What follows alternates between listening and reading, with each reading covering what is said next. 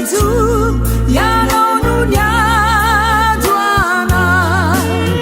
ka mbola toky anao ifikitraminao tsy misy mahavitanay afatsy anao i Jesosy nivelirandro izay ataonay aminao tsy vadika aminao zay mandraky izay dory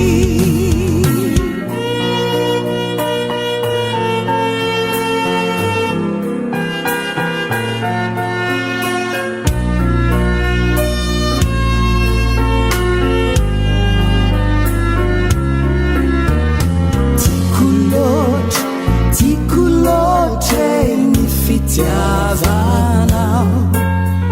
ry Jesosy mamiloatra ho aheny eo anilanao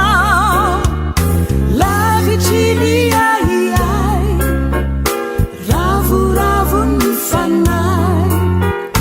tena ampy ho ahy tokoa ny fahasoavanao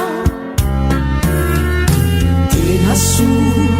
tsara loatra ny fitantananao ny fiainanay matony voatra dia notahianao na ny sedra mahamay minjehinazy indraindray